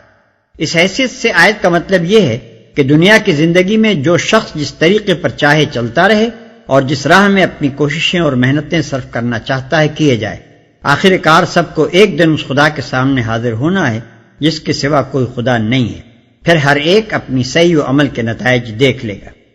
فما لكم في المنافقين فئتين والله أركسهم بما كسبوا أتريدون أن تهدوا من أضل الله ومن يضلل الله فلن تجد له سبيلا۔ پھر یہ تمہیں کیا ہو گیا ہے کہ منافقین کے بارے میں تمہارے درمیان 2 رائے پائی جاتی ہیں، حالانکہ جو برائیاں انہوں نے کمائی ہیں ان کی بدولت اللہ انہیں الٹا پھیر چکا ہے۔ کیا تم چاہتے ہو کہ جسے اللہ نے ہدایت نہیں بخشی اسے تم ہدایت بخش دو، حالانکہ جس کو اللہ نے راستے سے ہٹا دیا اس کے لیے تم کوئی راستہ نہیں پا سکتے۔ تمہارے درمیان 2 رائے پائی جاتی ہیں۔ یہاں ان منافق مسلمانوں کے مسئلے سے بحث کی گئی ہے جو مکہ میں اور عرب کے دوسرے حصوں میں اسلام تو قبول کر چکے تھے مگر ہجرت کر کے دارالاسلام کی طرف منتقل ہونے کے بجائے بدستور اپنی کافر قوم ہی کے ساتھ رہتے بستے تھے اور کم و بیش ان تمام کارروائیوں میں عملاً حصہ لیتے تھے جو ان کی قوم اسلام اور مسلمانوں کے خلاف کرتی تھی۔ مسلمانوں کے لیے یہ مسئلہ سخت پیچیدہ تھا کہ ان کے ساتھ آخر کیا معاملہ کیا جائے۔ بعض لوگ کہتے تھے کہ کچھ بھی ہو آخر یہ ہیں تو مسلمان ہی، کلمہ پڑھتے ہیں، نماز ادا کرتے ہیں، روزے رکھتے ہیں، قرآن کی تلاوت کرتے ہیں، ان کے ساتھ کفار کا سا معاملہ کیسے کیا جا سکتا ہے؟ اللہ تعالیٰ نے اس رکوع میں اسی اختلاف کا فیصلہ فرمایا ہے۔ اس موقع پر ایک بات کو واضح طور پر سمجھ لینا ضروری ہے، ورنہ اندیشہ ہے کہ نہ صرف اس مقام کو بلکہ قرآن مجید کے ان تمام مقامات کو سمجھنے میں آدمی ٹھوکر کھائے گا جہاں ہجرت نہ کرنے والے مسلمانوں کو منافقین میں شمار کیا گیا ہے۔ حقیقت یہ ہے کہ جب نبی صلی اللہ علیہ وسلم نے مدینہ طیبہ کی طرف ہجرت فرمائی اور ایک چھوٹا سا خطہ عرب کی سرزمین میں ایسا بہم پہنچ گیا جہاں ایک مومن کے لیے اپنے دین و ایمان کے تقاضوں کو پورا کرنا ممکن تھا، تو عام حکم دے دیا گیا کہ جہاں جہاں جس جس علاقے اور جس جس قبیلے میں اہل ایمان کفار سے دبے ہوئے ہیں اور اسلامی زندگی بسر کرنے کی آزادی نہیں رکھتے وہاں سے وہ ہجرت کریں اور مدینے کے دارالاسلام میں آ جائیں۔ اس وقت جو لوگ ہجرت کی قدرت رکھتے تھے اور پھر صرف اس لیے اٹھ کر نہ آئے کہ انہیں اپنے گھر بار، اعزاء و اقربا اور اپنے مفادات اسلام کے بنسبت عزیز تر تھے، وہ سب منافق قرار دیے گئے، اور جو لوگ حقیقت میں بالکل مجبور تھے ان کو مستضعفین میں شمار کیا گیا، جیسا کہ آگے رکوع 14 میں آ رہا ہے۔ اب یہ ظاہر ہے کہ دارالکفر کے رہنے والے کسی مسلمان کو محض ہجرت نہ کرنے پر منافق صرف اس صورت میں کہا جا سکتا ہے جبکہ دارالاسلام کی طرف سے ایسے تمام مسلمانوں کو یا تو دعوت عام ہو یا کم از کم اس نے ان کے لیے اپنے دروازے کھلے رکھے ہوں۔ اس صورت میں بلا شبہ وہ سب مسلمان منافق قرار پائیں گے جو دارالکفر کو دارالاسلام بنانے کی کوئی سعی بھی نہ کر رہے ہوں اور استطاعت کے باوجود ہجرت بھی نہ کرے۔ لیکن اگر دارالاسلام کی طرف سے نہ تو دعوت ہی ہو اور نہ اس نے اپنے دروازے ہی مہاجرین کے لیے کھلے رکھے ہوں تو اس صورت میں صرف ہجرت نہ کرنا کسی شخص کو منافق نہ بنا دے گا، بلکہ وہ منافق صرف اس وقت کہلائے گا جب فی الواقع کوئی منافقانہ کام کرے۔ ان کی بدولت اللہ انہیں الٹا پھیر چکا ہے، یعنی جس دورنگی اور مصلحت پرستی اور ترجیحی دنیا برآخرت کا اکتساب انہوں نے کیا ہے اس کی بدولت اللہ نے انہیں اسی طرف پھیر دیا ہے جس طرف سے یہ آئے تھے۔ انہوں نے کفر سے نکل کر اسلام کی طرف پیش قدمی کی تو ضرور تھی، مگر سرحد میں آنے اور ٹھہرنے کے لیے یکسو ہو جانے کی ضرورت تھی، ہر اس مفاد کو قربان کر دینے کی ضرورت تھی جو اسلام و ایمان کے مفاد سے ٹکراتا ہو، اور آخرت پر ایسے یقین کی ضرورت تھی جس کی بنا پر آدمی اطمینان کے ساتھ اپنی دنیا کو قربان کر سکتا ہو۔ یہ ان کو گوارا نہ ہوا، اس لیے جدھر سے آئے تھے الٹے پاؤں ادھر ہی واپس چلے گئے۔ اب ان کے معاملے میں اختلاف کا کون سا موقع باقی؟ وَدُّوا لَوْ تَكْفُرُونَ كَمَا كَفَرُوا فَتَكُونُونَ سَوَاءً فَلَا تَتَّخِذُوا مِنْهُمْ أَوْلِيَاءَ حَتَّى يُهَاجِرُوا فِي سَبِيلِ اللَّهِ فَإِن تَوَلَّوْا فَخُذُوهُمْ وَاقْتُلُوهُمْ حَيْثُ وَجَدتُّمُوهُمْ وَلَا تَتَّخِذُوا مِنْهُمْ وَلِيًّا وَلَا نَصِيرًا۔ وہ تو یہ چاہتے ہیں کہ جس طرح وہ خود کافر ہیں اسی طرح تم بھی کافر ہو جاؤ تاکہ تم اور وہ سب یکساں ہو جائیں، لہذا ان میں سے کسی کو اپنا دوست نہ بناؤ جب تک کہ وہ اللہ کی راہ میں ہجرت کر کے نہ آ جائیں، اور اگر وہ ہجرت سے باز رہیں تو جہاں پاؤ انہیں پکڑو اور قتل کرو، اور ان میں سے کسی کو اپنا دوست اور مددگار نہ بناؤ، اور اگر وہ ہجرت سے باز رہیں تو جہاں پاؤ انہیں پکڑو اور قتل کرو۔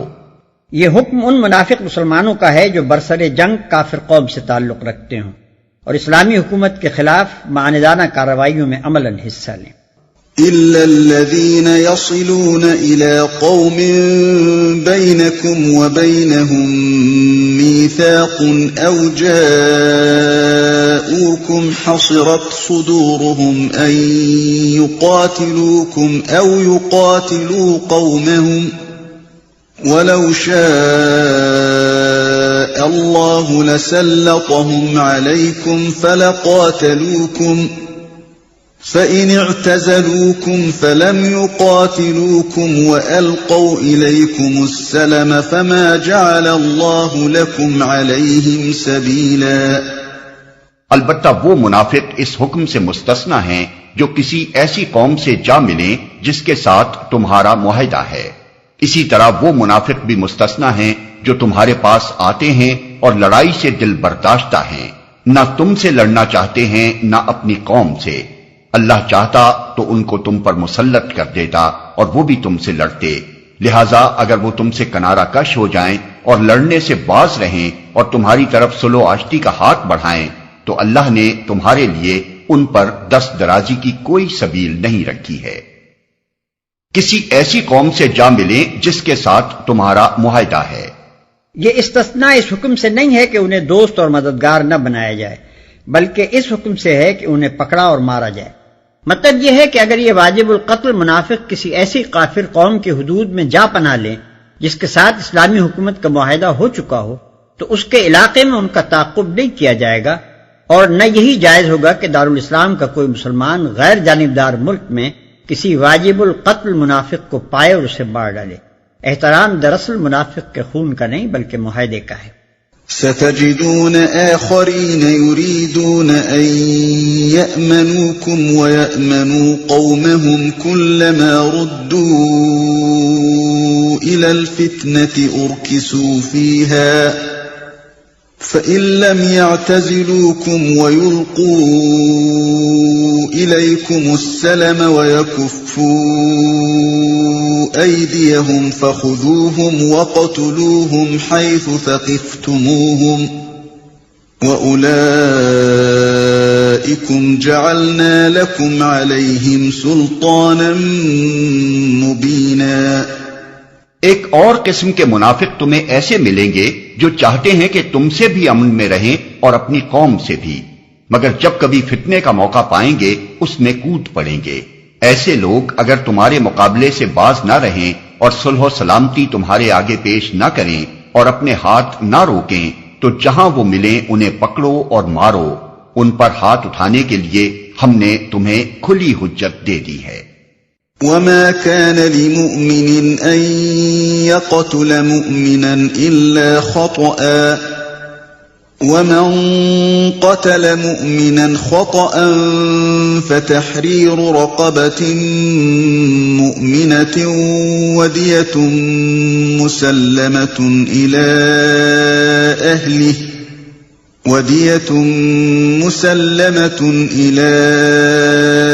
أهله إلا أن يصدقوا فإن كان من قوم عدو لكم وهو مؤمن فتحرير رقبة مؤمنة وإن كان من قوم بينكم وبينهم ميثاق فدية مسلمة إلى أهله وتحرير رقبة مؤمنة فمن لم يجد فصيام شهرين متتابعين توبة من الله وَكَانَ اللَّهُ عَلِيمًا حَكِيمًا۔ کسی مومن کا یہ کام نہیں ہے کہ دوسرے مومن کو قتل کرے الا یہ کہ اس سے چوک ہو جائے، اور جو شخص کسی مومن کو غلطی سے قتل کر دے تو اس کا کفارہ یہ ہے کہ ایک مومن کو غلامی سے آزاد کرے اور مقتول کے وارثوں کو خوں بہا دے الا یہ کہ وہ خوں بہا معاف کر دیں۔ لیکن اگر وہ مسلمان مقتول کسی ایسی قوم سے تھا جس سے تمہاری دشمنی ہو تو اس کا کفارہ ایک مومن غلام آزاد کرنا ہے، اور اگر وہ کسی ایسی غیر مسلم قوم کا فرد تھا جس سے تمہارا معاہدہ ہو تو اس کے وارثوں کو خوں بہا دیا جائے گا اور ایک مومن غلام کو آزاد کرنا ہوگا۔ پھر جو غلام نہ پائے وہ پے در پے 2 مہینے کے روزے رکھے۔ یہ اس گناہ پر اللہ سے توبہ کرنے کا طریقہ ہے اور اللہ علیم و دانا ہے، الا یہ کہ اس سے چوک ہو جائے۔ یہاں ان منافق مسلمانوں کا ذکر نہیں ہے جن کے قتل کی اوپر اجازت دی گئی ہے، بلکہ ان مسلمانوں کا ذکر ہے جو یا تو دارالاسلام کے باشندے ہوں یا اگر دارالحرب یا دارالکفر میں بھی ہوں تو دشمنان اسلام کی کارروائیوں میں ان کی شرکت کا کوئی ثبوت نہ۔ اس وقت بکثرت لوگ ایسے بھی تھے جو اسلام قبول کرنے کے بعد اپنی حقیقی مجبوریوں کے بنا پر دشمن اسلام قبیلوں کے درمیان ٹھہرے ہوئے تھے، اور اکثر ایسے اتفاقات پیش آ جاتے تھے کہ مسلمان کسی دشمن قبیلے پر حملہ کرتے اور وہاں نادانستگی میں کوئی مسلمان ان کے ہاتھ سے مارا جاتا تھا۔ اس لیے اللہ تعالیٰ نے یہاں اس صورت کا حکم بیان فرمایا ہے جبکہ غلطی سے کوئی مسلمان کسی مسلمان کے ہاتھ سے مارا جائے۔ اس کا کفارہ یہ ہے کہ ایک مومن کو غلامی سے آزاد کرے۔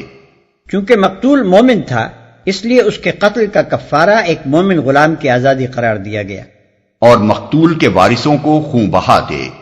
نبی صلی اللہ علیہ وسلم نے خوں بہا کی مقدار 100 اونٹ یا 200 گائیں یا 2000 بکریاں مقرر فرمائی ہے۔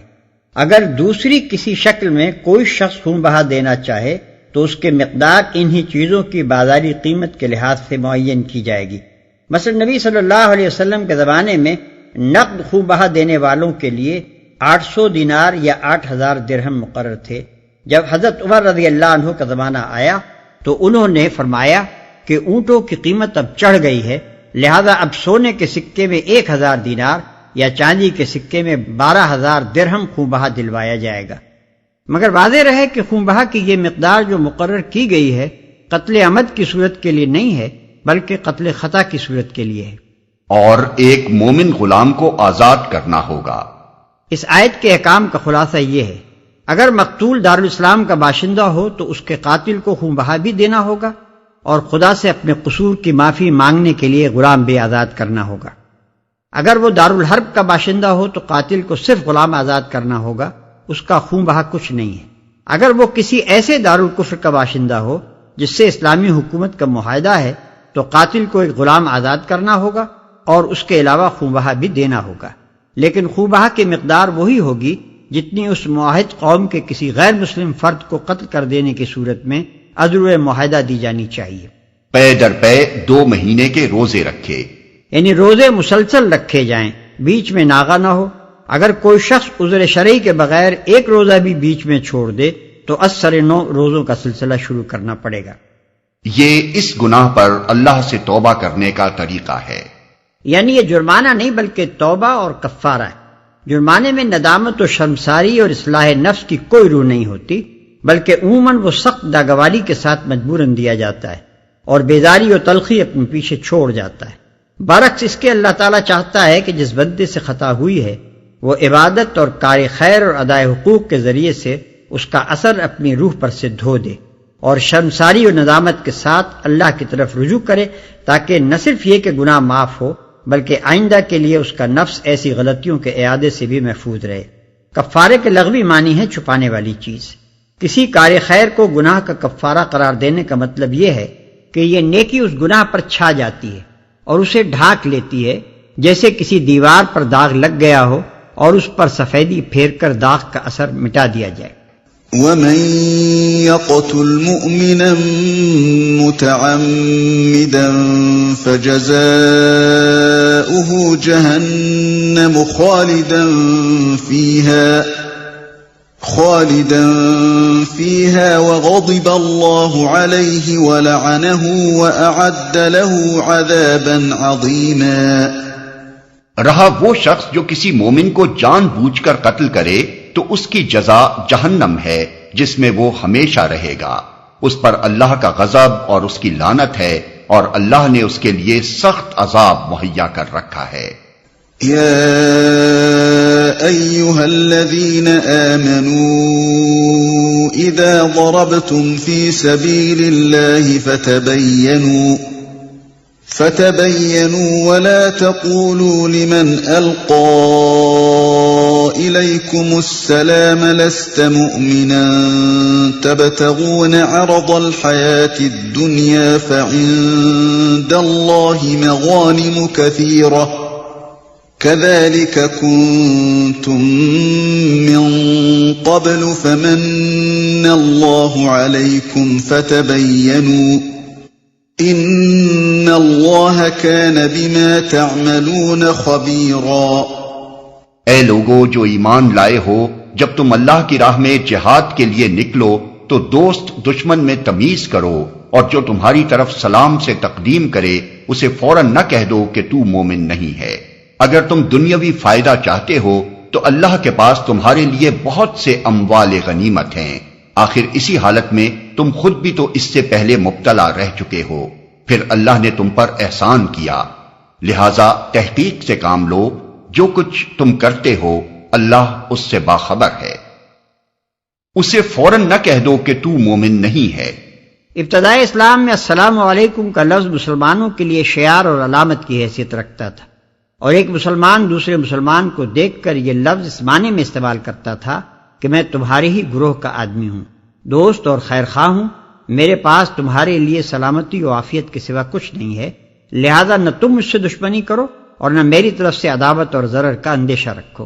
جس طرح فوج میں ایک لفظ شعار یعنی پاس ورڈ کے طور پر مقرر کیا جاتا ہے، اور رات کے وقت ایک فوج کے آدمی ایک دوسرے کے پاس سے گزرتے ہوئے اسے اس غرض کے لیے استعمال کرتے ہیں کہ فوج مخالف کے آدمیوں سے ممیز ہوں، اسی طرح سلام کا لفظ بھی مسلمانوں میں شعار کے طور پر مقرر کیا گیا تھا۔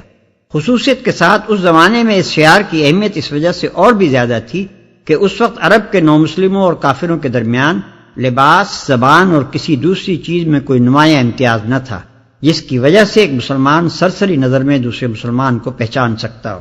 لیکن لڑائیوں کے موقع پر ایک پیچیدگی یہ پیش آتی تھی کہ مسلمان جب کسی دشمن گروہ پر حملہ کرتے اور وہاں کوئی مسلمان اس لپیٹ میں آ جاتا تو وہ حملہ آور مسلمانوں کو یہ بتانے کے لیے کہ وہ بھی ان کا دینی بھائی ہے السلام علیکم یا لا الہ الا اللہ پکارتا، مگر مسلمانوں کو اس پر یہ شبہ ہوتا تھا کہ یہ کوئی کافر ہے جو محض جان بچانے کے لیے ہیلا کر رہا ہے، اس لیے بسا اوقات وہ اسے قتل کر بیٹھتے تھے اور اس کی چیزیں غنیمت کے طور پر لوٹ لیتے تھے۔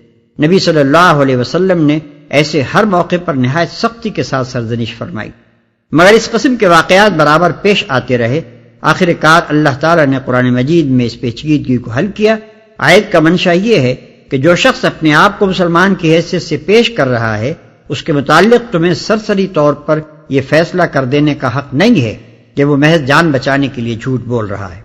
ہو سکتا ہے کہ وہ سچا ہو اور ہو سکتا ہے کہ جھوٹا ہو، حقیقت تو تحقیق ہی سے معلوم ہو سکتی ہے۔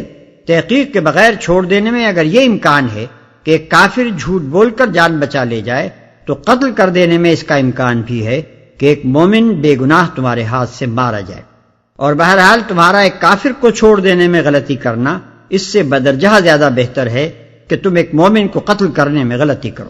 پھر اللہ نے تم پر احسان کیا، یعنی ایک وقت تم پر ایسا گزر چکا ہے کہ انفرادی طور پر مختلف کافر قبیلوں میں منتشر تھے، اپنے اسلام کو ظلم و ستم کے خوف سے چھپانے پر مجبور تھے، اور تمہارے پاس ایمان کے زبانی اقرار کے سوا اپنے ایمان کا کوئی ثبوت موجود نہ تھا۔ ابھی اللہ کا احسان ہے کہ اس نے تم کو اجتماعی زندگی عطا کی اور تم اس قابل ہوئے کہ کفار کے مقابلے میں اسلام کا جھنڈا بلند کرنے اٹھے ہو۔ اس احسان کا یہ کوئی صحیح شکریہ نہیں ہے کہ جو مسلمان ابھی پہلی حالت میں مبتلا ہیں ان کے ساتھ تم نرمی اور رعایت سے کام نہ لو۔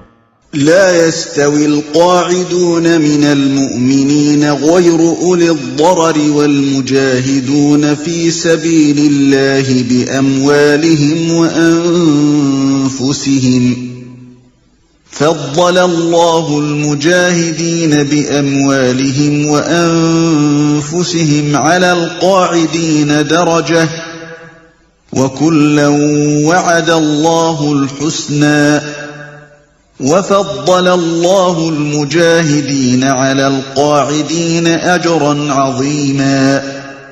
مسلمانوں میں سے وہ لوگ جو کسی معذوری کے بغیر گھر بیٹھے رہتے ہیں اور وہ جو اللہ کی راہ میں جان و مال سے جہاد کرتے ہیں، دونوں کی حیثیت یکساں نہیں ہے۔ اللہ نے بیٹھنے والوں کی بنسبت جان و مال سے جہاد کرنے والوں کا درجہ بڑا رکھا ہے، اگرچہ ہر ایک کے لیے اللہ نے بھلائی ہی کا وعدہ فرمایا ہے، مگر اس کے ہاں مجاہدوں کی خدمات کا معاوضہ بیٹھنے والوں سے بہت زیادہ ہے۔ یہاں ان بیٹھنے والوں کا ذکر نہیں ہے جن کو جہاد پر جانے کا حکم دیا جائے اور وہ بہانے کر کے بیٹھ رہے ہیں، یا نفیر عام ہو اور جہاد فرض عین ہو جائے پھر بھی وہ جنگ پر جانے سے جی چرائیں، بلکہ یہاں ذکر ان بیٹھنے والوں کا ہے جو جہاد کے فرض کفایہ ہونے کی صورت میں میدان جنگ کی طرف جانے کے بجائے دوسرے کاموں میں لگے رہیں۔ پہلی دو صورتوں میں جہاد کے لیے نہ نکلنے والا صرف منافق ہی ہو سکتا ہے، اور اس کے لیے اللہ کی طرف سے کسی بھلائی کا وعدہ نہیں ہے، الا یہ کہ وہ کسی حقیقی معذوری کا شکار۔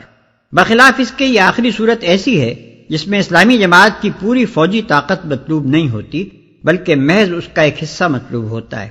اس صورت میں اگر امام کی طرف سے اپیل کی جائے کہ کون سرباز ہیں جو فلاں مہم کے لیے اپنے آپ کو پیش کرتے ہیں، تو جو لوگ اس دعوت پر لبیک کہنے کے لیے اٹھ کھڑے ہوں وہ افضل ہیں بنسبت ان کے جو دوسرے کاموں میں لگے رہیں، خواہ وہ دوسرے کام بھی بجائے خود مفید ہی ہوں۔ درجات منه ومغفرة ورحمة وكان الله غفورا رحيما۔ ان کے لیے اللہ کی طرف سے بڑے درجے ہیں اور مغفرت اور رحمت ہے، اور اللہ بڑا معاف کرنے والا اور رحم فرمانے والا ہے۔ ان الذين توفاهم الملائكة ظالمي انفسهم قالوا فيم كنتم قالوا كنا مستضعفين في الارض قالوا ألم تكن أرض الله واسعة فتهاجروا فيها فأولئك مأواهم جهنم وساءت مصيرا۔ جو لوگ اپنے نفس پر ظلم کر رہے تھے ان کی روحیں جب فرشتوں نے قبض کی تو ان سے پوچھا کہ یہ تم کس حال میں مبتلا تھے؟ انہوں نے جواب دیا کہ ہم زمین میں کمزور و مجبور تھے۔ فرشتوں نے کہا کیا خدا کی زمین وسیع نہ تھی کہ تم اس میں ہجرت کرتے؟ یہ وہ لوگ ہیں جن کا ٹھکانہ جہنم ہے اور وہ بڑا ہی برا ٹھکانہ ہے۔ جو لوگ اپنے نفس پر ظلم کر رہے تھے، مراد وہ لوگ ہیں جو اسلام قبول کرنے کے بعد بھی ابھی تک بلا کسی مجبوری و معذوری کے اپنی کافر قوم ہی کے درمیان مقیم تھے اور نیم مسلمانہ اور نیم کافرانہ زندگی بسر کرنے پر راضی تھے۔ درحال کہ ایک دارالاسلام مہیا ہو چکا تھا جس کی طرف ہجرت کر کے اپنے دین و اعتقاد کے مطابق پوری اسلامی زندگی بسر کرنا ان کے لیے ممکن ہو گیا تھا۔ یہی ان کا اپنے نفس پر ظلم تھا، کیونکہ ان کو پوری اسلامی زندگی کے مقابلے میں اس نیم کفر و نیم اسلام پر جس چیز نے قانع و مطمئن کر رکھا تھا وہ کوئی واقعی مجبوری نہ تھی بلکہ محض اپنے نفس کے عیش اور اپنے خاندان، اپنی جائیداد و املاک اور اپنے دنیاوی مفاد کی محبت تھی جسے انہوں نے اپنے دین پر ترجیح دی۔ کیا خدا کی زمین وسیع نہ تھی کہ تم اس میں ہجرت کرتے؟ یعنی جب ایک جگہ خدا کے باغیوں کا غلبہ تھا اور خدا کے قانون شرعی پر عمل کرنا ممکن نہ تھا تو وہاں رہنا کیا ضرور تھا؟ کیوں نہ اس جگہ کو چھوڑ کر کسی ایسی سرزمین کی طرف منتقل ہو گئے جہاں قانون الہی کی پیروی ممکن ہوتی۔ إلا المستضعفين من الرجال والنساء والولدان لا يستطيعون حيلة ولا يهتدون سبيلا فأولئك عسى الله أن يعفو عنهم وكان الله عفوا غفورا۔ ہاں جو مرد، عورتیں اور بچے واقعی بے بس ہیں اور نکلنے کا کوئی راستہ اور ذریعہ نہیں پاتے، بعید نہیں کہ اللہ انہیں معاف کر دے۔ اللہ بڑا معاف کرنے والا اور درگزر فرمانے والا ہے۔ ومن يهاجر في سبيل الله يجد في الأرض مراغما كثيرا وسعة ومن يخرج من بيته مهاجرا إلى الله ورسوله ثم يدركه الموت فقد وقع أجره على الله وكان الله غفورا رحيما۔ جو کوئی اللہ کی راہ میں ہجرت کرے گا وہ زمین میں پناہ لینے کے لیے بہت جگہ اور بسر اوقات کے لیے بڑی گنجائش پائے گا، اور جو اپنے گھر سے اللہ اور رسول کی طرف ہجرت کے لیے نکلے پھر راستے ہی میں اسے موت آ جائے، اس کا اجر اللہ کے ذمے واجب ہو گیا۔ اللہ بہت بخشش فرمانے والا اور رحیم ہے۔ یہاں یہ بات سمجھ لینی چاہیے کہ جو شخص اللہ کے دین پر ایمان لایا ہو اس کے لیے نظام کفر کے تحت زندگی بسر کرنا صرف دو ہی صورتوں میں جائز ہو سکتا ہے۔ ایک یہ کہ وہ اسلام کو اس سرزمین میں غالب کرنے اور نظام کفر کو نظام اسلام میں تبدیل کرنے کی جد و جہد کرتا رہے، جس طرح انبیاء علیہ السلام اور ان کے ابتدائی پیرو کرتے رہے ہیں۔ دوسری یہ کہ وہ در حقیقت وہاں سے نکلنے کی کوئی راہ نہ پاتا ہو اور سخت نفرت و بیداری کے ساتھ وہاں مجبورانہ قیام رکھتا ہو۔ ان دو صورتوں کے سوا ہر صورت میں دارالکفر کا قیام ایک مستقل معصیت ہے، اور اس معصیت کے لیے یہ عذر کوئی بہت وزنی عذر نہیں ہے کہ ہم دنیا میں کوئی ایسا دارالاسلام پاتے ہی نہیں ہیں جہاں ہم ہجرت کر کے جا سکیں۔ اگر کوئی دارالاسلام موجود نہیں ہے تو کیا خدا کی زمین میں کوئی پہاڑ یا کوئی جنگل بھی ایسا نہیں ہے جہاں آدمی درختوں کے پتے کھا کر اور بکریوں کا دودھ پی کر گزر کر سکتا ہو اور احکام کفر کی اطاعت سے بچا رہے؟ بعض لوگوں کو ایک حدیث سے غلط فہمی ہوئی ہے جس میں ارشاد ہوا ہے فتح مکہ کے بعد اب ہجرت نہیں، حالانکہ دراصل یہ حدیث کوئی دائمی حکم نہیں ہے، بلکہ صرف اس وقت کے حالات میں اہل عرب سے ایسا فرمایا گیا تھا جب تک عرب کا بیشتر حصہ دارالکفر و دارالحرب تھا اور صرف مدینہ و اطراف مدینہ میں اسلامی احکام جاری ہو رہے تھے۔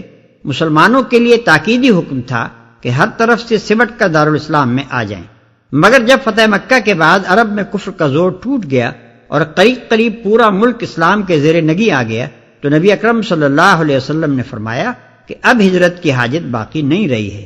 اس سے یہ مراد ہرگز نہ تھی کہ تمام دنیا کے مسلمانوں کے لیے تمام حالات میں قیامت تک کے لیے ہجرت کی فرضیت منسوخ ہو گئی۔